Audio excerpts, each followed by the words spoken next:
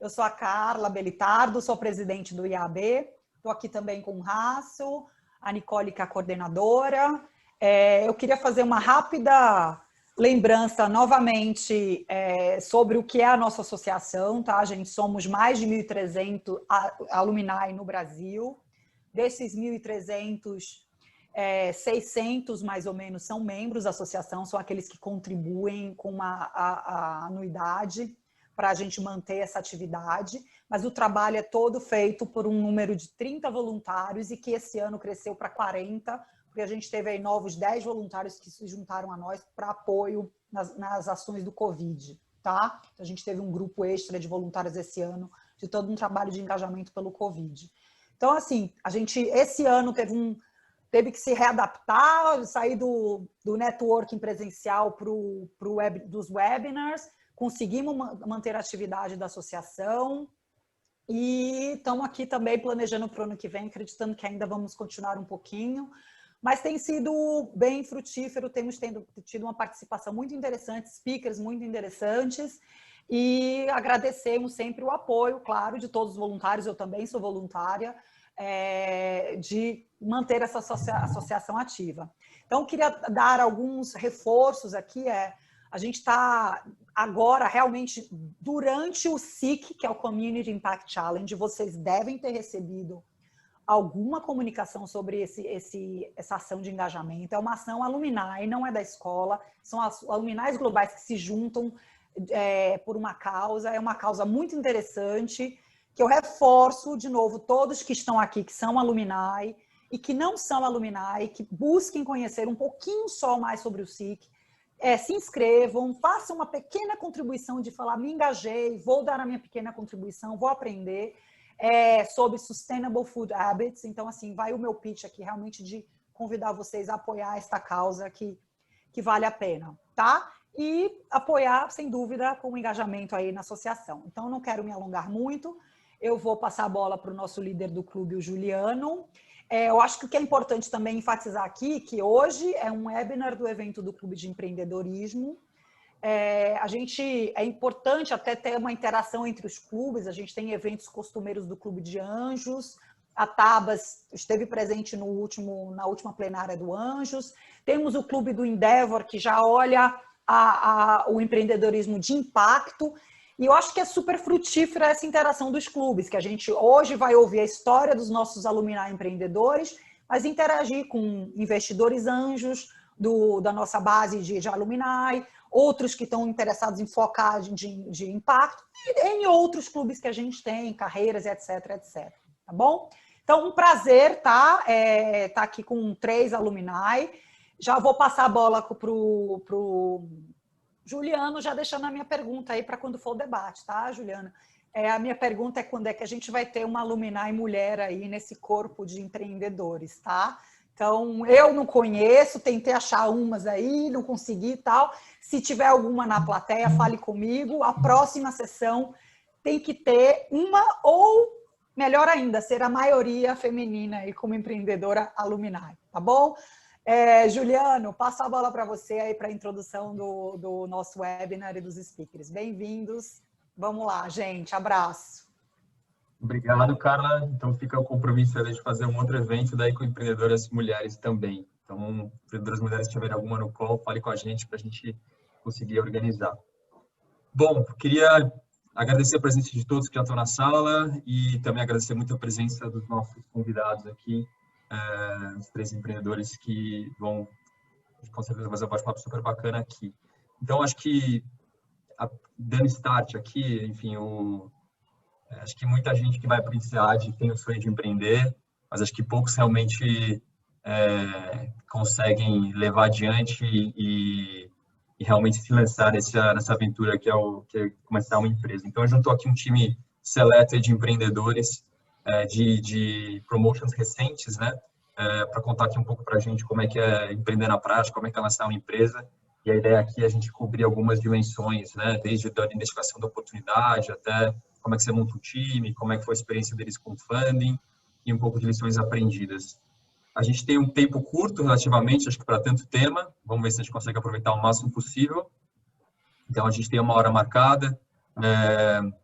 Acho que são alguns reminders aqui para todos.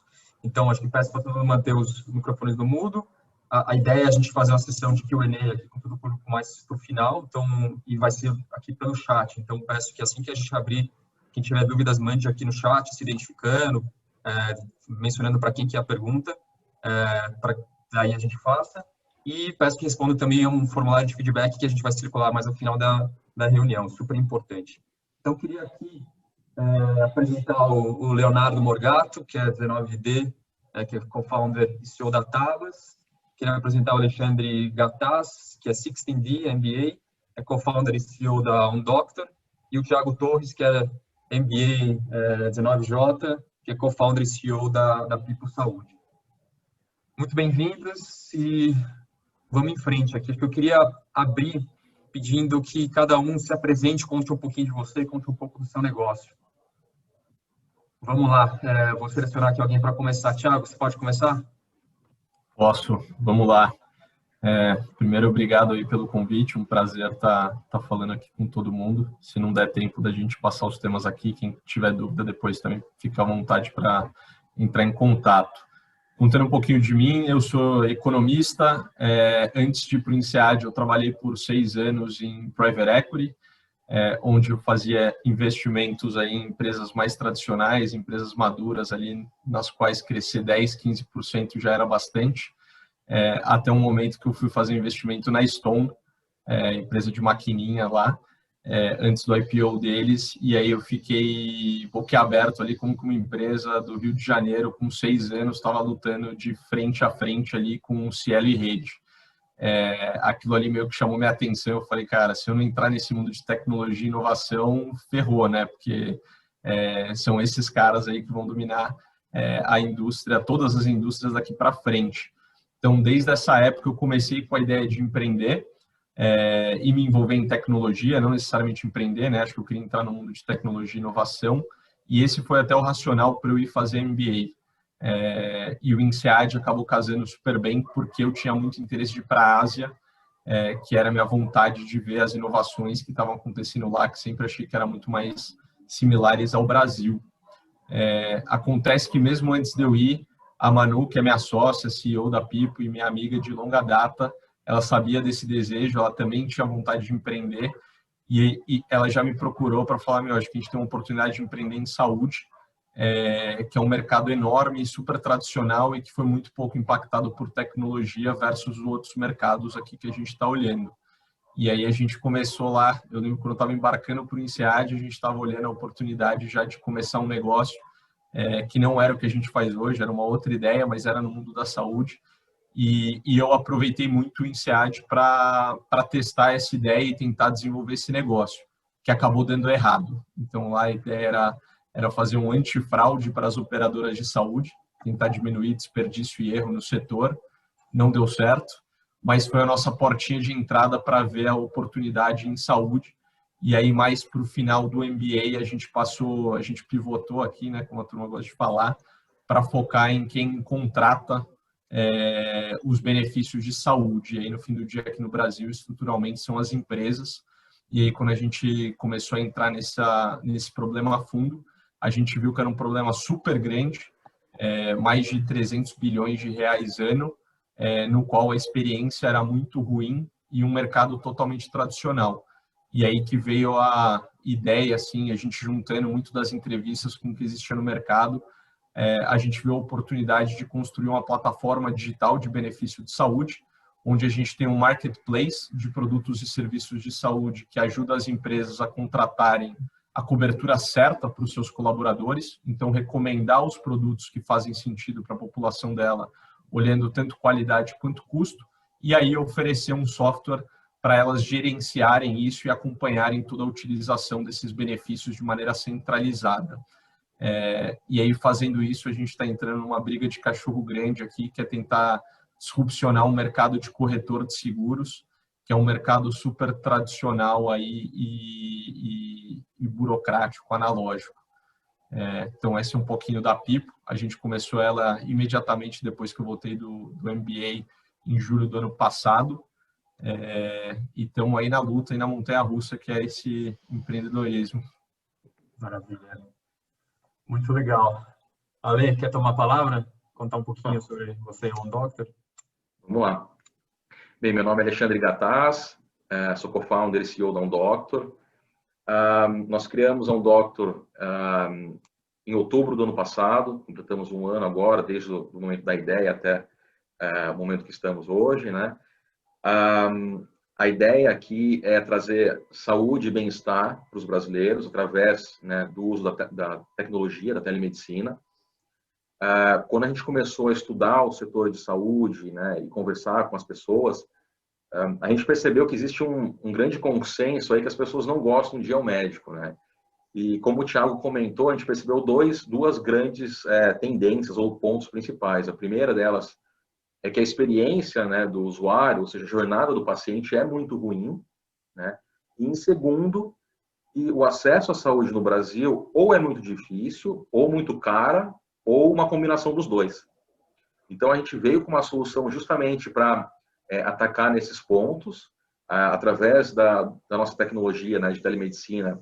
A gente conecta os pacientes com uma infinidade de médicos, médicos especialistas, psiquiatras, psicólogos, nutricionistas, com muita facilidade, acessibilidade, né, e com toda a segurança que é necessário para esse tipo de atendimento.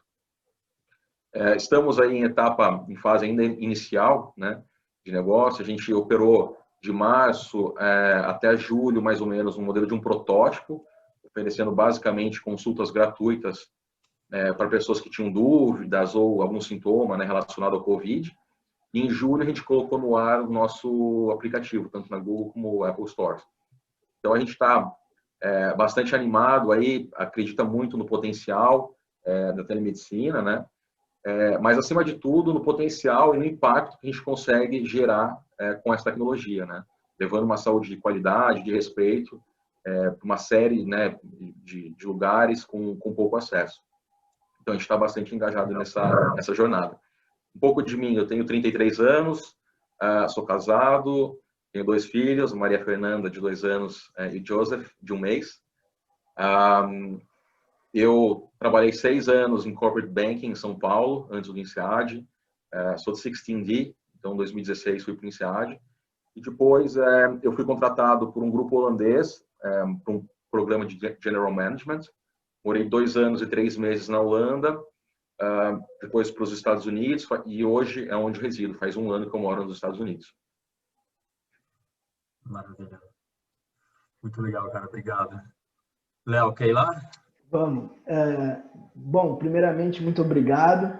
Não esperava tão cedo estar fazendo uma conversa com o pessoal aí do INSEAD sobre empreendedorismo, mas estou muito feliz com a oportunidade. Eu sou 19D, acho que sou o mais novo dos 3. Comecei a empreender em janeiro. Falando um pouquinho do meu background, eu sou engenheiro de produção, trabalhei com operações muito tempo na Siemens, na manufatura mesmo, e depois trabalhei com o mercado imobiliário e incorporação de grandes empreendimentos, como loteamentos, prédios e assim por diante. E lá onde que eu já tinha uma paixão pelo mercado imobiliário, e lá eu comecei a entender um pouquinho mais todos os problemas que estavam em volta deles. E eu acho que o mercado da saúde, o mercado imobiliário também é cheio de pain point e dá para resolver um monte de problema e dá para criar muitos business através de resolver esses problemas. Mas, como eu vi que o mercado de incorporação era um mercado muito lento, demorava 5, 6 anos para você incorporar o que é que seja, era um mercado que não estava me atraindo mais. Que nem a Stone, você com pouco tempo criou um unicórnio, uma empresa bilionária, em 5 anos você fazer um empreendimento. Então eu falei assim, acho que amo o mercado imobiliário, é isso que eu quero para mim, mas não nesse modelo de incorporação super lento e super burocrático. Aí eu fui para o INSEAD, também já cheguei lá pensando em empreender, passei por todos os modelos de negócio do mercado imobiliário que vocês podem imaginar, estudei tudo, desde o dia 1, já estava estudando, participando de vários eventos lá, para entender um pouquinho quais eram os problemas e como resolver eles. E aí quando eu estava em Londres, fazendo consultoria como um bom insider, né? Fazendo consultoria um tempo. Fazendo consultoria em Londres, conheci eu já conhecia meu sócio, mas aí meu co-founder, que é do INSEAD também, que é o Simone, a gente começou a conversar um pouco mais em detalhe quais problemas que a gente quer resolver e como que a gente quer resolver. E aí nasceu a Tabas, né? Que é a gente escolheu o mercado de rental, o mercado de locação para tentar resolver os problemas e tentamos criar um conceito da gente conseguir controlar a experiência do cliente como um todo, né? E a única forma de fazer isso era arbitrando tanto na demanda como no supply. E a gente viu que o mercado brasileiro é super ineficiente, né? Eu acho que quase o mercado emergente imobiliário é super ineficiente. Você vai para Nova York um pouquinho melhor, mas aqui é super ineficiente.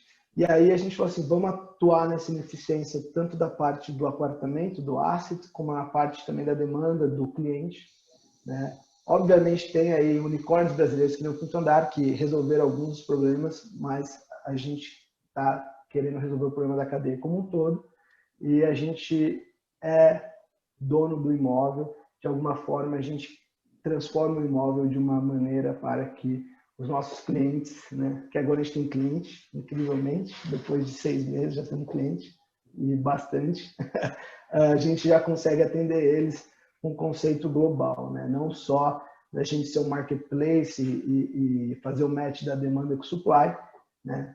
Que é o início da solução dos problemas e é por onde normalmente todas as indústrias começam, né? Vamos criar um marketplace e conseguir criar uma eficiência de supply e de demand, mas aí um step further, querendo resolver o problema mesmo da experiência do cliente, dando uma experiência perfeita nele que passa pelo apartamento. E aí a gente transforma o apartamento da melhor forma para ele. E dando flexibilidade para ele. Então as pessoas podem alugar na nossa plataforma com um mês, a pessoa já consegue alugar com um mês ou mais, já consegue ficar um tempo aí no Tabas. Então, o nosso CNPJ é de abril, então é super novo. Maravilha, muito legal. Agora, falando aqui um pouquinho, acho que um primeiro bloco de temas que a gente queria abordar. Então, acho que vocês contaram um pouquinho de como é que foi a trajetória de vocês, mas se vocês puderem aprofundar um pouco em exatamente como é que foi essa identificação e amadurecimento da oportunidade e também como é que foi a decisão de realmente fazer o all-in, né? Enfim, passarem pelos dilemas de às vezes abandonar uma carreira corporativa, abandonar a consultoria, como bom insider, como o Léo falou, para alguns, e realmente se lançar nesse negócio, né? Se lançar nessa empreitada e acreditar realmente que você vai conseguir bater grandes empresas e grandes incumbents, né? Que vocês estão challenging. Então, como é que foi o processo de identificar essa oportunidade, amadurecer e realmente você se lançar nessa empreitada? Thiago, vamos fazer seguindo a roda aqui, você quer começar? Pode ser. Vamos lá, acho que eu tive o privilégio aqui de poder usar o INSEAD para ter esse tempo de amadurecimento, né? Então, como eu comentei, eu fui para o INSEAD com essa cabeça e aproveitei o tempo lá muito para ganhar confiança e ter certeza que esse era o caminho que eu queria seguir. Nem todo mundo tem esse privilégio. A minha sócia que não tinha, né? Então ela estava muito bem empregada, trabalhando na Actis, que é um fundo de investimento britânico. E foi muito engraçado, porque chegou um momento que a gente teve que falar, a gente vai fazer isso ou não, porque senão eu tinha que voltar, eu tinha que recrutar para garantir que depois do INSEAD aqui eu ia conseguir pagar minha dívida, né? E aí grande parte da decisão, acho que ela passa por 2 grandes aspectos. Acho que o primeiro é você ter a equipe certa, né? Então você está confiante que você tem um time para executar aquilo. E aí que do meu lado passava em ter a minha sócia no barco full time, então estando disposto a largar trabalho, estando disposto a largar tudo para entrar nessa de cabeça. E a gente tem um outro sócio técnico de desenvolvimento de software para entrar com a gente nessa. E aqui, no meu caso, a gente teve as duas coisas, né? Então, Nosso terceiro sócio, que é o Vinícius, veio do Nubank, foi um dos primeiros engenheiros de software do Nubank e topou o desafio aqui de construir a Pipo com a gente. Então, a primeira coisa, acho que é ter as pessoas certas, acho que conseguir ter essas pessoas dispostas a largarem tudo para pular, como você já diz, muita coisa e te dar confiança. E também é pensar muito no que pode acontecer se der errado. Então, acho que o exercício que eu fiz foi assim, se isso aqui der errado, como é que eu vou estar daqui 2, 3 anos? Assim, eu vou me arrepender ou a jornada vai ter valido a pena e isso aqui vai fazer sentido de qualquer maneira? Obviamente, eu falei com muita gente, falei com meus antigos chefes, falei com muita gente que no fim do dia falou, cara, não se preocupa, daqui 2, 3 anos se isso der errado, cara, o mercado vai estar aí, eu te contrato, acho que daqui 2, 3 anos isso dando errado, você vai ser um profissional melhor, então, se agora é o timing, vai com tudo, porque é difícil ter essa janela de oportunidade, né? Acho que dependendo do momento da vida, isso é mais difícil. Então, eu resumo em 2 grandes coisas. Então, ter as pessoas certas com você e estar no momento que você pode arriscar e que se o cenário der errado, no fim do dia, tudo bem, você pode ter uma perda financeira de custo de oportunidade, mas em termos de experiência e potencial no futuro, só vai te agregar. Legal. Alexandre, quer comentar um pouco como é que foi a sua experiência nesse sentido? Sim, muito bom. Acho que os pontos do Thiago aí fazem todo sentido, né? Mas eu acho que essa é uma resposta bastante complexa, né? Eu acho que é uma dualidade entre razão e emoção muito, né, constante. Eu acho que para empreender exige muita análise, muita estratégia, mas eu acho que também existe muita paixão e vontade de fazer as coisas acontecerem. Às vezes você precisa deixar um pouco a razão de lado e olhar para a emoção. Então, o meu caso, vou contar um pouco do meu caso, né, que é um pouco diferente do que o Thiago, né? Mas basicamente eu sempre tive essa vontade muito próxima de empreender, né? Sempre acompanhei diversas oportunidades de negócio, né? Mas eu achava que eu não estava preparado. Daí foi um dos motivos que eu decidi ir para o INSEAD, né? Para me ganhar mais corpo, fazer um network maior, entender mais sobre business. Eu sou engenheiro da computação, de formação. E eu lembro que na minha entrevista, né, do INSEAD, um dos meus entrevistadores foi o Paulo Veras, né, do 99. E eu lembro que no meu essay eu falava que eu queria fazer o INSEAD, conseguir um emprego, né, para ganhar corpo e empreender. E o Paulo comentou comigo, discutiu, era uma outra ideia, era um negócio completamente diferente, mas o Paulo comentou comigo e falou, poxa, se você for para o mundo corporativo, o seu custo de oportunidade vai ser tão grande que você não volta mais.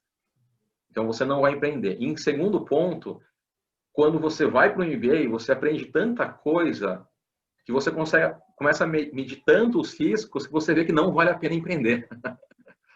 Então, assim, na hora eu fiquei um pouco chocado, assim, né, na entrevista e tal, mas fui para o INSEAD. No final das contas, eu acabei seguindo para o caminho que eu tinha traçado lá, de ir para uma carreira corporativa, né? Mas, de fato, agora a gente está justamente nessa fase de transição.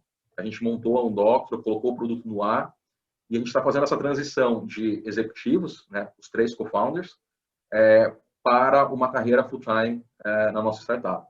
Então, a gente está levantando também capital, seed round agora. A gente quer levantar um certo montante que vai dar o primeiro gasto para a gente virar full-time, né, e fazer uma segunda captação na sequência com os fundos. É um processo bastante complexo, difícil. Eu acho que a paixão né, e a parte emocional tem que vencer, porque se você for colocar na conta, né, igual custo de oportunidade ou possibilidade de carreira, etc., eu acho que vai ser muito difícil. Então, acho que a paixão tem que falar mais alto nesse sentido. Então, a gente resolveu seguir dessa forma, né, montar um produto, testar, colocar para circular, levantar um primeiro round, virar a chave para uma segunda captação maior. E essa foi a nossa estratégia, que é o que nós estamos seguindo até esse momento. A ideia é fechar o round no final do ano, e em janeiro a gente já está 100% full-time no negócio. Complementando o ponto do Thiago, acho que o time, eu acho que é o ponto mais importante. Você tem que estar confortável e confiante no seu time. A gente conseguiu montar um time complementar e altamente qualificado. Então, o Eduardo Spina, ele também é INSEAD 16D. A gente se conheceu lá no INSEAD. É um cara com uma experiência incrível em tecnologia e ele encabeça, né, toda a nossa, ele é nosso CTO, todo produto e tecnologia está na mão dele. E o COO, que é o Dr. Pedro Pássaro, que é um amigo também de longa data, super antenado em tecnologia, em gestão de negócios de saúde, que eu tenho muita confiança. Então, a gente tem não só uma complementariedade aí de competências, né, como de personalidade também, que eu acho que ajuda bastante. Então, de lá para cá, a gente se juntou, pulamos de cabeça aí em todo esse processo, super desgastante. Depois eu até posso falar um pouquinho mais de detalhes como que é conciliar esses dois lados aí. Mas eu acho que esse é o caminho que nós entendemos como o melhor caminho a seguir. Legal. Obrigado, cara. Léo, quer falar um pouco? Lógico. Então, vamos lá. Comigo foi um pouco diferente. Eu nunca tive a vontade de voltar para o corporate, né? Para mim, nunca existiu essa possibilidade. Podia ser um empreendedor em menor escala, podia ser um empreendedor, uma empresa menor, mas nunca me ocorreu. Até tentei consultoria também para ter certeza que não era aquilo que eu gostava, mas era muito difícil para mim enxergar esse caminho pós-INSEAD voltando para o corporate. Porém, isso é cheio de risco, né? E eu sou casado também, e eu acho que a parte pessoal é muito importante. Minha esposa me deu muita força também para empreender, então isso foi muito importante. Em algum momento de se assumir um risco todo como família. Mas eu acho que a partir do momento que essa parte pessoal passou e a gente conseguiu entender e ver quais que são os riscos de empreender como família e também entender que profissionalmente eu não enxergava nada que fazia sentido diferente disso pós-INSEAD, eu desde assim, depois de setembro que acabou o meu internship lá em Londres, eu falei assim, é isso, não tem volta, eu vou empreender. E na época foi quando eu comecei a conversar muito com o meu co-founder, que é o Simone, que foi a primeira pessoa, na verdade, que acreditou na gente, né, como empreendedores. Então, uma pessoa que nunca tinha vindo para o Brasil, uma pessoa super também tech-oriented, super cheia de conexão, que o nosso CTO não é brasileiro, também é italiano. Então, conseguimos junto ter a coragem, né? Então, a família deu apoio, depois achei um co-founder que estava disposto a percorrer essa jornada super arriscada. E aí começamos a trabalhar freneticamente, no sentido de que em janeiro a gente tem alguma coisa para fazer, né? Porque a partir do momento que em setembro eu falei assim, não vou voltar para a corporação, não vou prestar mais nenhum tipo de processo seletivo para nenhuma empresa. A gente vai abrir uma empresa no Brasil de PropTech. Aí foi o caminho sem volta, né? E aí, a partir daquele momento, você se coloca numa posição de empreendedor, que é super arriscada. E aí, eu gosto dessa posição, porque eu acho que até eu tenho uma visão que talvez você tentar trabalhar, que tem vários riscos e depende da pessoa, mas assim, você não cair de cabeça no empreendedorismo. Eu acho que talvez falta um pouco também desse gás adicional que você tem que pôr para fazer acontecer, que o seu futuro depende, pro futuro daqui a 6 meses se der errado, a gente vai achar emprego, né? Fez INSEAD e tudo mais, mas é muito complexo e complicado. Então, a hora que você se coloca nessa posição, tem que fazer acontecer. Eu acho que foi muito importante para mim, né? E também para o meu sócio. Juntos a gente conseguiu dar coragem e força para essa montanha russa aí, que com certeza, assim, quem quiser empreender é muito mais cheio de baixos do que altos. É cheio de baixos. A hora que você subir na montanha russa, tem que aproveitar, porque é super, você tem que ser resiliente para conseguir passar por todos os obstáculos aí que o mercado vai te pôr, né? Então, eu acho que foi assim, em setembro não tinha caminho mais, não tinha volta, né? E voltamos e estamos super felizes, eu acho, que Catabas hoje. Legal, muito legal. Bom, fazer uma pergunta aqui específica para o Thiago. O que você, assim, para alguém que tem uma ideia na cabeça hoje e não sabe direito os próximos passos, assim, como que você recomenda que foi uma boa, que funcionou para você, como estruturar esse caminho até chegar, né, realmente em lançar a companhia? Cara, acho que assim, é sempre bom estar, de certa maneira, entender o setor, a dinâmica, a regulação de um setor que você quer trabalhar e melhorar, né? Então, do meu lado, o que me ajudou muito foi que, como investidor, na época que eu trabalhei na Gávea, eu olhava muito o setor de saúde, né? Então, eu já tinha investido em operadora de saúde, já tinha investido em laboratório. Então, eu nunca operei nada em saúde, mas eu sabia minimamente como que a regulação funcionava, como que eram os principais players e tudo mais. E tudo isso foi basicamente por pesquisa e conversando com pessoas do setor. Então, acho que para empreender você tem que ser alguém muito curioso e muito questionador e ir atrás e buscar esse tipo de informação. Acho que no INSEAD a gente vê isso bem, né? Mas acho que as pessoas estão muito dispostas a conversar.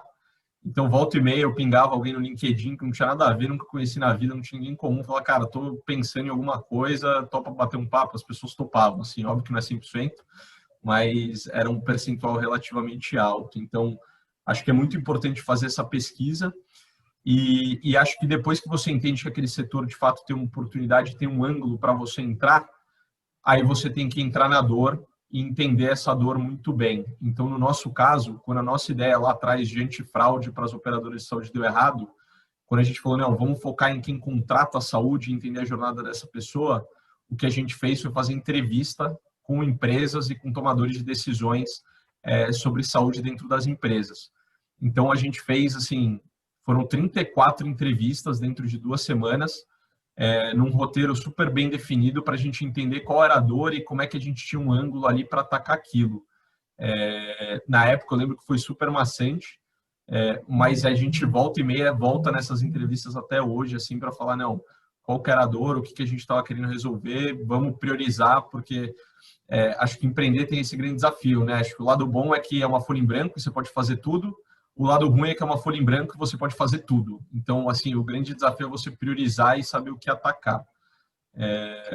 Então, eu acho que essa parte de entrevista e falar muito com quem vai ser seu cliente, seu usuário, é essencial. Ainda mais do meu lado, que nunca tive do outro lado da mesa, né? É claro que tem outros founders aí que já sentiram a dor, já estavam no dia a dia e aí eles vão lá e falam, não, pô, eu conheço isso aqui muito bem, dá para ser melhor. Não era meu caso. Então, o meu caso foi tentar absorver um pouco dessa experiência de terceiros, e aí eu acho que essa parte de entrevista, e a gente usou muito o modelo de design thinking, né? Bem, entrevistas bem abertas e qualitativas, deixar as pessoas falarem, a gente pescar onde é que estavam as dores e aí refinando ajudou muito a gente a definir qual que ia ser a ideia e o caminho que a gente ia seguir. Muito legal, muito legal. Bom, vocês mencionaram, acho que todo mundo falou um pouquinho de time, né? Como foi importante, acho que principalmente para a tomada de decisão. Queria mudar aqui um pouquinho o tema e, enfim, explorar um pouco, entender de vocês como que foi esse processo realmente de você construir esse time inicial. Enfim, tanto durante o MBA, como também, acho que principalmente a experiência do Alexandre depois do MBA, enfim, como é que vocês conseguiram ali montar um time de confiança e complementar? Alexandre, quer começar? No nosso caso, assim, foi um processo bastante natural, né? Eu acho que assim as coisas foram acontecendo de uma certa forma. Por exemplo, eu conheci o Eduardo no MBA, e a gente ficou muito próximo, né? Durante um ano. E depois desse período, a gente sempre discutiu bastante, né? O mercado de empreendedorismo, das experiências que eu percebi as experiências que ele tinha em tecnologia e as minhas experiências em business development, né? E financeiro, por exemplo. Então a gente criou uma confiança muito próxima, assim, muito rápida. Depois do MBA ele foi para a Espanha, virou um consultor na BCG em Madrid, né? na área de tecnologia, então continuando aí muito próximo do setor de tech. E do outro lado, eu tenho um amigo muito próximo, que é o Dr. Pedro, né, que também trouxe para a equipe como COO. Ele passou muito tempo trabalhando em clínicas populares no Brasil e tinha uma percepção muito próxima de como que é do lado do profissional que está prestando o serviço e do lado dos pacientes. E eu acho que assim essa soma de experiências aí veio, né, se complementou e casou muito facilmente. Além disso, assim, quando a gente começou a discutir a ideia, né, de empreender, eu senti a dor do usuário. Então, desde muito cedo, eu fui diagnosticado lá com hipercolesterolemia familiar, ou seja, colesterol alto genético. Meu corpo produz e não quebra, né, o colesterol consumido. Eu tenho que fazer o uso de medicamento, né, contínuo aí, provavelmente pro resto da minha vida. Então, desde muito pequeno, eu vivia em consultórios, cardiologistas, endocrinologistas, laboratórios, fazia uma série de exames de sangue, cardiometria, etc, etc. Então, sempre fez parte da minha vida. Só que era uma rotina, né? Então, eu achava que tudo aquilo era muito normal. Depois de sair do Brasil, de ter experiência na França, Holanda, Estados Unidos, eu comecei a ter uma outra régua de comparação. Ver como outros países tratam saúde, né? Como que as pessoas têm acesso à saúde e o que pode ser usado para ganhar mais eficiência. E quando eu trouxe, né, essa discussão para o Pedro, ele estava acompanhando já vários negócios do setor de saúde no Brasil, ele comentou, pô, existe uma solução, mas ainda não é regulamentada, que é a telemedicina, né? Basicamente, na sua jornada que você contou aí, que eu comentei com ele, eu fui para o médico, eu fiquei 1 hora para ir para o consultório, 40 minutos esperando, fiquei 7 minutos na frente do médico, ele me passou um pedido de exame. Fui fazer o exame, depois de 3 semanas volto, ele olha os resultados e me passa e vê se a dosagem do meu medicamento está adequada. Então, quer dizer, eu perdi 2 horas, né? Essa foi meu ponto. Perdi 2 horas para passar 10 minutos com o médico. E a gente começou a entender, discutir um pouco mais. E daí, com base no meu conhecimento em outros países, eu falei, pô, tá florescendo na Europa, é super maduro já nos Estados Unidos, na China é gigante o mercado, por que no Brasil ainda não pode? Então, com base em tudo isso, a gente começou a amadurecer a ideia, discutir quais eram as experiências que nós tínhamos, quais eram os gaps que nós tínhamos na equipe, e fomos atrás de outras pessoas na equipe para complementar aqueles gaps. Então, trouxemos para dentro desenvolvedores super fortes para desenvolver o produto, na parte de marketing também, um head de marketing muito bom, o pessoal de UX, UI, conteúdo, e aos poucos a gente foi colocando essa equipe de pé e preenchendo os gaps de competências que nós tínhamos. Então, foi esse mais ou menos o caminho que a gente acabou seguindo. Legal. Léo, quer comentar um pouco como é que foi a sua experiência? Sim, comigo também foi super natural, acredito que nem com a maior parte dos founders, é uma coisa que você constrói junto com as pessoas, né? Então, super, eu pelo menos venho conversando com muita gente, é difícil encontrar alguém que fala assim, eu pensei numa ideia sozinho, não compartilhei com ninguém, fui lá e é sempre uma coisa colaborativa, né? Então, comigo foi super interessante. A pessoa que é o Simone, que é meu co-founder, ele estava na minha sala, na minha section, no SEAD, e eu basicamente não conversava com ele, não conversei com ele no P1, P2, P3. A gente conversava, se via, mas não tinha nenhuma afinidade, nunca tínhamos falado de negócio, nem nada. E aí nós dois estávamos em Londres, ele estava trabalhando numa PropTech, chamada Spot Home, que levantou bastante capital na época, e sabia que era do mercado imobiliário, e a gente marcou um jantar. Vamos conversar, tomar uma cerveja. E assim começou, de maneira super natural também, a gente falando de PropTech, como resolver os problemas. E ele estava inserido numa empresa que tinha muito problema a ser resolvido ainda. E assim começou. E aí, para formar o resto da equipe, aí sim, eu acho que a gente teve um approach um pouquinho mais analítico. Ele tem um background em tecnologia também, mas não era um CTO em si. E aí sim, de maneira proativa, a gente achou o CTO que não é co-founder nosso, mas é CTO da empresa. Então, acho que foi uma jornada tranquila. Para ser muito sincero, eu tinha falado de business models com umas 50 pessoas de prop tech, tinha participado de eventos que nem vocês podem imaginar nesse ad. Toda semana você consegue se engajar no empreendedorismo, é super interessante lá. E conversei com pessoas que eu achei que estavam muito mais próximas de virar um co-founder meu, mas no final do dia é uma questão de paixão, né, que me foi dito já, e uma questão de você achar alguém que quer estar na jornada com você. Então, eu acho que tem que ser, assim, o fato de ser natural, eu acho que é super positivo e deve ser o que acontece com a maior parte das pessoas. Legal. Tiago, quer comentar alguma coisa sobre o tema também? Da sua experiência, você mencionou um pouco já, mas quer complementar? Sobre os co-founders, você diz? Exato. Cara, acho que para mim foi muito natural, porque eu sou sócio praticamente da minha melhor amiga, assim, né, que estudou comigo na faculdade, a gente sempre foi super próximo, a gente seguiu carreiras super parecidas, os dois foram investidores, e acho que sempre teve muita admiração, assim, do tipo, puta, ela é uma pessoa foda, acho que ela me admira também, e a gente sempre teve aquela coisa, cara, empreender sozinho não dá, né? Você tem que ser meio louco para empreender sozinho. Então, se é para empreender com alguém, eu acho que você, pô, acho que funciona. Então, foi muito natural para a gente, porque a gente sempre teve um círculo muito próximo.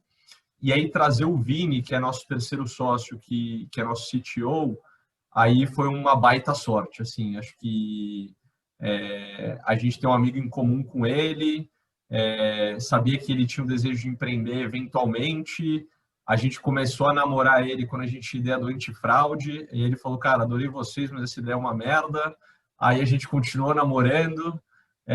Quando a gente pivotou, a gente falou, pô, Vini, agora a gente está querendo ir pro lado do usuário e tal. Aí ele falou, pô, aí eu já me interesso mais. E aí a gente teve um ano para conhecer ele. E aí acho que foi muita sorte, porque por mais que um ano seja bastante tempo, você não conhece. Assim, eu brinco que eu não me conheço bem, né? Em 30 anos, imagina conhecer os outros, né? Então, a gente deu uma super sorte aqui de encontrar alguém incrível para fazer parte da jornada com a gente. Legal. Eu e a Manu lá atrás foi meio que uma sequência aí de 10 anos, né? Maravilha. E na pergunta da Carla aqui, como é que vocês avaliam o nível de apoio do Alumni, né? Quando vocês bateram na porta pedindo algum tipo de ajuda, né? As pessoas foram receptivas, não? Vocês têm alguma experiência, por exemplo, para compartilhar? Eu posso começar nessa. Eu só tive experiências maravilhosas com alumni, professores, desde a época do INSEAD. Eu acho que até hoje, desde a gente tem bastante B2B, né, na Tabas, então desde contatos para B2B, até participando dos eventos de Angels. Hoje estou no processo também para ver se a gente consegue trazer o clube de Angels do INSEAD para Tabas. A primeira investidora da Tabas foi uma professora do INSEAD, foi a Cláudia, né? Então, eu acho que tanto da rede Alumni, como também do corpo docente do INSEAD, eu acho que os feedbacks são super positivos, que nem o Thiago falou, se os dois se darem no INSEAD e você mandar uma mensagem no LinkedIn, a chance é muito baixa da pessoa não te responder. Então, acredito que é um network muito forte, a rede Alumni aqui no Brasil é muito forte, inclusive para o meu sócio italiano também foi uma coisa que ele enxergou, ele não enxergava isso tão forte na Itália como acho que no Brasil a gente tem. Então, é um ponto super, super positivo, né, de estudar no INSEAD. Maravilha. Bom, queria aproveitar na sua resposta e puxar já um gancho, mudar aqui de assunto e falar um pouquinho de funding, para garantir aqui nosso tempo também. Bom, estratégia de funding, tema essencial, né, de qualquer estratégia de lançamento. Eu queria escutar aí um pouquinho de vocês, como é que foi o processo de levantar recurso inicial, né, qual foi a estratégia, se foi family friends, investimento pessoal, se já foram para o mercado capturar investidor, seja anjo, seja já um VC. Então, acho que cada um aqui estão em estágios diferentes, então acho que consegue ter uma perspectiva bacana. Thiago, quer começar aqui, comentar um pouquinho a sua experiência? Claro. Acho que a gente tinha muita dúvida no começo aqui, na hora de fundraise, se a gente ia para uma estratégia de vamos pegar nosso dinheiro aqui, friends and family, fazer um protótipo, colocar um MVP na rua, testar a ideia, ter alguma atração e aí fundraise, ou vamos pegar aqui esse super PowerPoint aqui e tentar vender no mercado e ver quanto é que pagam por ele. Depois de conversar com muita gente, falaram pra gente assim, cara, por que você não tenta no PowerPoint? Se não der certo, você faz o MVP e aí você capta depois também. Então, tenta no PowerPoint, se conseguir, legal. Se não conseguir, você pode voltar para a ideia do MVP. E aí, a gente fez isso, então a gente captou recurso no PowerPoint e aí eu vejo algumas coisas positivas em fazer isso, né? Eu acho que a partir do momento que a gente não tem nada, a gente pode vender um sonho muito bonito no qual a gente não precisa provar nada, não precisa ter tração, não tem usuário, não tem por que a curva não cresceu tanto, ou foi para a direita ou foi para a esquerda. A gente vende basicamente uma visão e um sonho grande ali de transformar o mercado e é basicamente uma discussão sobre o time, se o time tem uma capacidade de executar num mercado grande com um problema claro. O que acho que ajudou a gente nesse sentido. E aí, em termos de estratégia, acho que a grande dificuldade de qualquer fundraising é você gerar escassez, né, competição e o fear of missing out. E aí, uma coisa que a gente fez é ter um processo bem desenhado. Então, a gente falou, a gente vai fazer 4 semanas de fundraising, 2 semanas a gente vai falar com investidores anjos que vão complementar aos nossos skill sets aqui para a gente conseguir construir esse negócio. E depois, 2 semanas, a gente vai falar com os fundos. E aí, conforme a gente foi falando com os anjos, óbvio que a gente foi do mais fácil para o mais difícil, né? Então, pessoas que trabalharam com a gente, pessoas que conheciam a gente, que estavam dispostas a investir. E a gente começou a encher o baldinho. De certa maneira que quando a gente chegou para falar com os fundos, a gente já tinha o baldinho praticamente todo enchido, né? Então teve um investidor anjo que falou, cara, se você não conseguir captar com fundo, eu boto o dinheiro aqui, minha família tem recurso, a gente quer investir em startup, a gente faz. A gente falou, não, calma lá, a gente não quer só investidor anjo, a gente acha importante ter um fundo institucional. Então acho que fazer isso foi muito positivo para a gente mostrar para os fundos que a rodada ia acontecer. Porque a grande dificuldade que eu vejo, muito fundo, ele quer ver um mês a mais, ele quer ver você atingir um milestone, porque acha que a pressão não é tão grande. E aí ter feito isso fez com que ficasse claro que a gente ia fazer a rodada naquelas 4 semanas e acabou colocando eles um pouco assim de pressão e a gente conseguiu fazer o fundraising de maneira boa. Então, acho que tentar criar esse senso de escassez assim é super importante, embora seja desafiador assim. Legal. Você quer contar um pouco aí da experiência da sua e da Undocta? Esse tema. Achei sensacional a estratégia do Thiago, da People, foi muito boa. A gente optou um caminho um pouco diferente, né? Eu acho que isso varia bastante aí do momento de cada um. A nossa estratégia foi seguir o caminho tradicional, montar o protótipo, montar o produto, testar algumas ideias, algumas hipóteses e começar a abordar os investidores para o primeiro round, né? Como eu comentei no começo, a gente pretende fechar o round até o final do ano. A nossa estratégia é bastante parecida no sentido com da People, de abordar primeiro os angels, levantar aí de 30% a 40% do round com alguns anjos estratégicos que vão entrar não só com dinheiro, mas também com smart money, seja contatos, conhecimentos, etc. Para também servir um pouco de referência, né, e transmitir confiança para os fundos de quem já entrou dentro do barco. Então essa está sendo a nossa estratégia. Iniciamos aí faz 1 semana, 2 semanas e agora delimitamos, igual o Thiago falou, não em 1 mês, mas em 2 meses. Então, assim, até o meio de dezembro é a nossa ideia de fechar todo o processo. Perfeito, obrigado. Léo, quer contar um pouco da sua experiência? É interessante, porque a minha estratégia era a mesma do Thiago. Inclusive, o Thiago é angel nosso, então eu e ele conversamos muito e já peguei várias dicas com ele de como fazer. Só que a estratégia não deu certo, né? Eu acho que diferente do que aconteceu com ele, a gente montou essa estratégia de levantar no PowerPoint. A gente levantou um pouquinho de dinheiro de angel, assim, coisa de 150, 200 mil dólares antes de vir para o Brasil, né? Conseguimos levantar lá no INSEAD também, voltando com esse tópico, levantamos com pessoas da nossa sala até, né? Dinheiro para vir abrir a empresa aqui no Brasil. Então, e aí a gente tinha um fôlego, né? E aí fomos para a estratégia, PowerPoint lindo, conseguimos contato com os VCs, aí, os top VCs do Brasil, e fomos conversar com eles, né? Só que muita coisa aconteceu meio, uma delas é o Covid. E aí, em algum momento, o mercado de fundraising começou a ficar super complicado para a gente. Para ter VCs que estavam colocando term sheets, não colocaram, porque eles eram de fora do país e começou a estourar a questão do Covid fora, ali na Europa, e eles começaram a ficar super preocupados e seguraram a rodada de investimento, estavam muito mais preocupados em fazer follow-up, investidas já deles para conseguir dar fôlego para elas. O ponto positivo que eu acho que aconteceu na época foi que a gente criou um network, porque não é uma coisa assim do dia para a noite.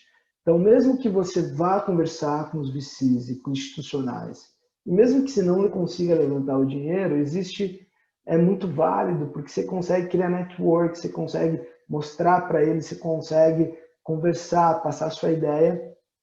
E agora que a gente acabou de finalizar o nosso fundraising de seed agora, a gente basicamente reconversou com todo mundo que a gente tinha conversado lá atrás, mostrando o crescimento.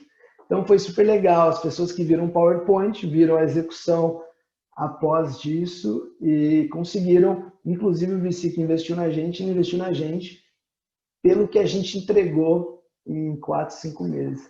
Não foi pela ideia, não foi pelo sonho, foi pelo entregável. Eu falei assim, o pessoal conseguiu entregar em 4, 5 meses, uma coisa que eu considero ser muito boa. Então, eu acho que se a gente conseguir colocar um gás neles, vão conseguir entregar mais no futuro. Só fazendo um parênteses, já dando algumas dicas futuras, se tiver algum empreendedor aí na sala, algum futuro empreendedor, algum INSEAD, está no INSEAD querendo ser empreendedor.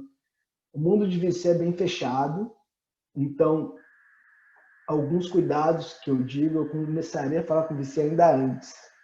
Antes ainda de você ter uma concepção de ideia, porque eles têm hipóteses muito bem definidas já na casa deles. Então, eles já sabem mais ou menos quais são os mercados e quais são as soluções que eles podem investir. Porque aqui no Brasil é o second wave, né? O pessoal normalmente tem muitas ideias que estão lá nos Estados Unidos, na China, que estão com essas ideias no dia a dia e vendo elas de maneira rotineira, e chega no Brasil, eles já têm essas teses que dão certo e investiriam. Então, eu tenho um exemplo do meu primo, do Ademar, também é do INSEAD, ele tem a COV, ele conversou com o VC antes de ter o conceito da COV. E o VC ajudou ele a criar o modelo de negócio para que ele investisse. Então, assim, algumas dicas, o quanto antes conversar com institucionais, melhor.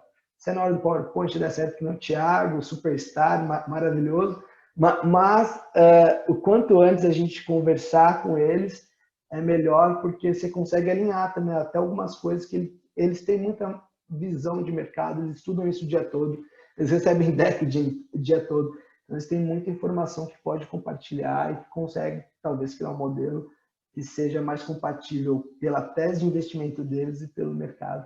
E aí não precisa suar tanto, assim, teoricamente.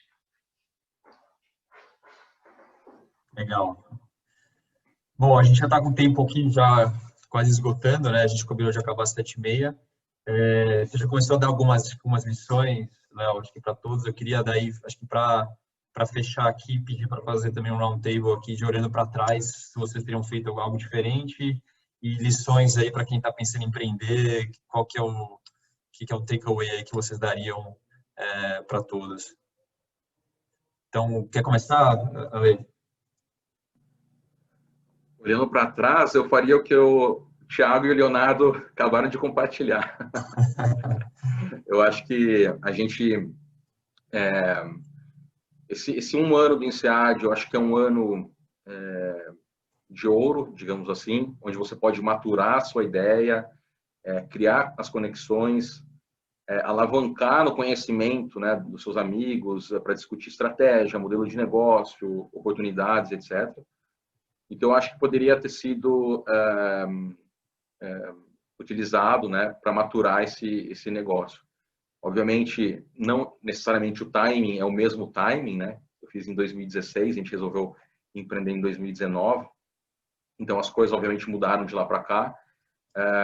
Mas eu acho que essa estratégia de bolar um negócio, conversar com os VCs, trabalhar em cima do PowerPoint, refinar quais são as melhores oportunidades antes de testar e errar e aprender, você pode ganhar um certo tempo. Então, acho que é uma estratégia muito boa. Eu acho que um outro ponto que a gente enfrentou foi que, quando a gente resolveu seguir em frente, em outubro, a gente, enfim, conversei com muitas pessoas, né, fundos, outros empreendedores, etc., e surgiu uma oportunidade na época de comprar um player que não conseguiu escalar. Ele entrou no mercado 2 anos antes e, no final das contas, acabou a gasolina e enfim, estava saindo do negócio. Então, a gente passou de dezembro e janeiro fazendo praticamente due diligence na plataforma, no negócio, entendendo mais do conceito e tudo mais. E que, no final das contas, né, a gente não sabia que, obviamente, toda a situação do Covid ia chegar, mas quando chegou em fevereiro, a gente perdeu 2 meses de desenvolvimento.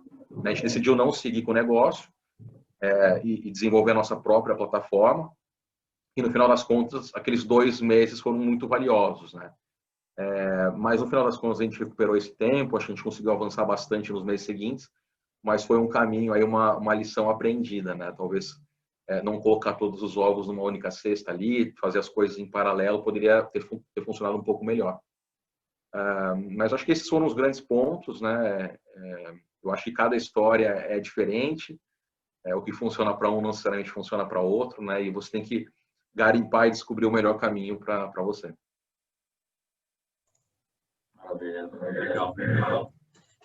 Queria, antes de passar a palavra para o Léo aqui, pedir para o pessoal, quem está na sala, se vocês puderem, por favor, preencher o formulário de feedback. Coloquei o link aqui no chat, é super importante para a gente.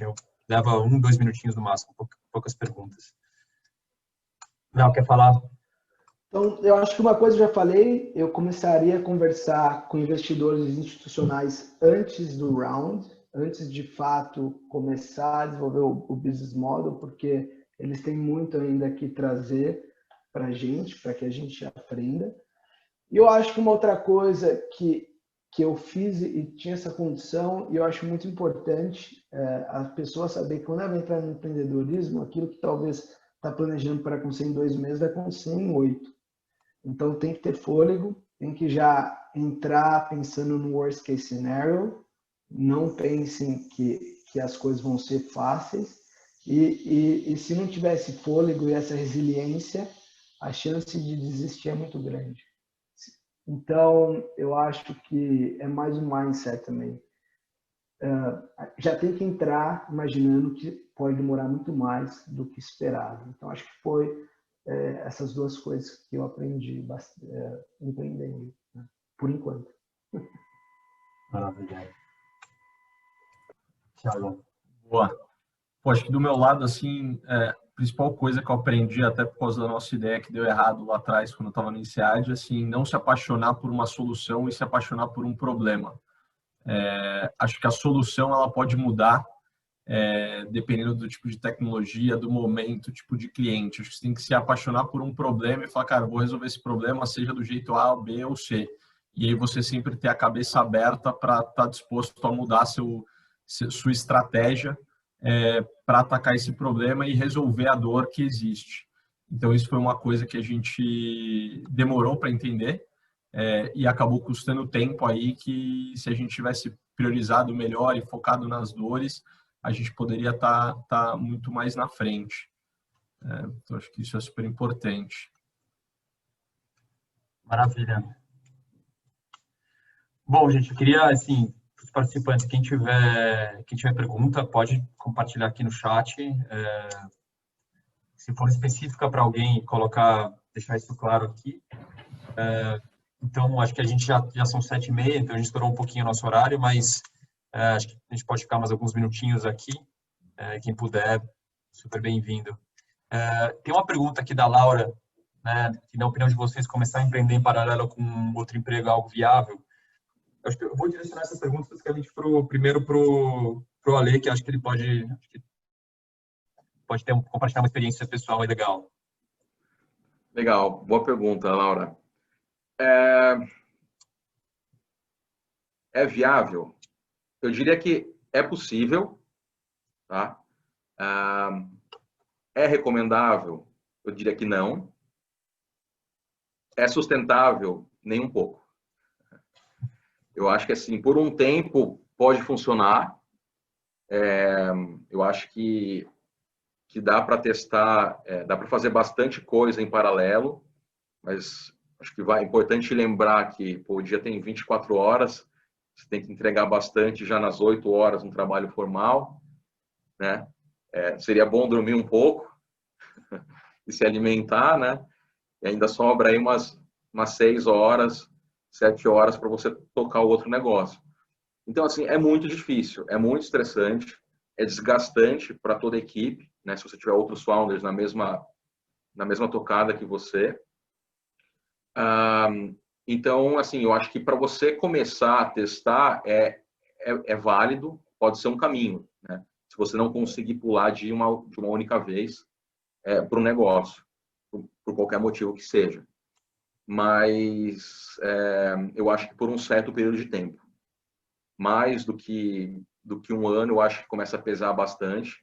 Eu acho que é importante você e seus sócios ter mapeado, né, qual vai ser o milestone, né? Quando a gente chegar aqui, a gente vai virar a chave, não tem volta.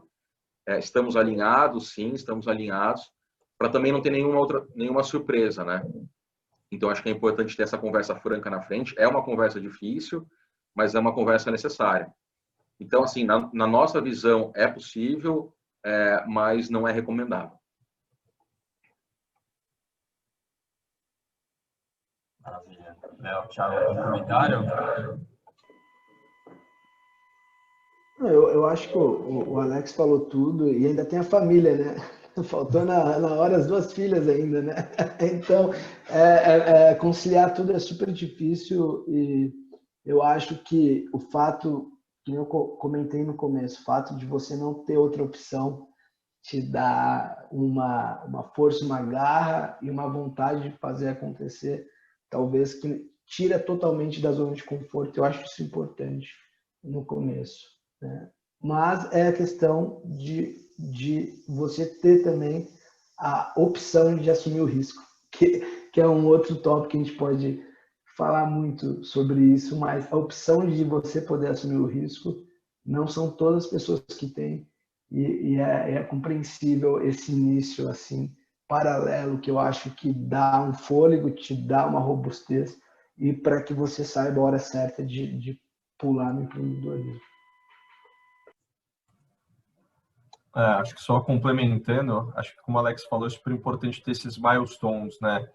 Então, acho que por mais que eu e o Léo a gente siga um caminho de cabeça direto e não fazer 2 coisas ao mesmo tempo, acho que as ideias já estavam muito validadas e testadas em alguns aspectos, né? Então, também não foi um pulo no escuro, que isso eu evitaria ao máximo, né? Falar assim, putz, eu quero empreender, não tenho uma ideia nenhuma, vou largar meu emprego e fazer isso? Não, calma, acho que não é isso, né? Acho que é depois que você tem um grau de confiança, validou algumas hipóteses, tem um potencial, aí acho que é uma discussão super profunda.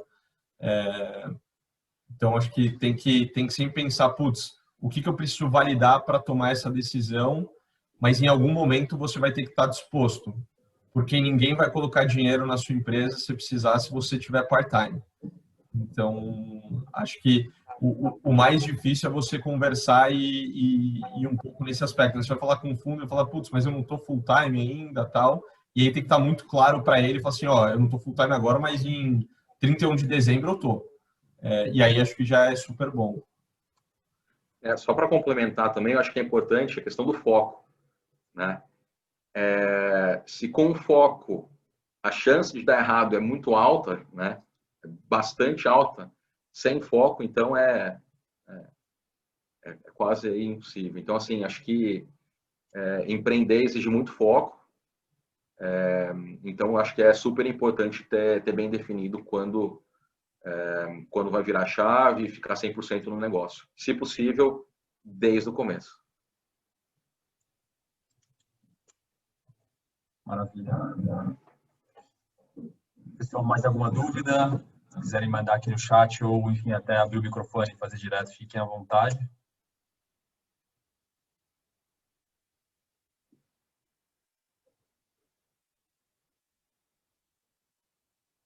Bom, se não, eu queria então agradecer muito a presença de todos que puderam participar aqui, e principalmente aqui dos nossos queridos palestrantes, queridos convidados.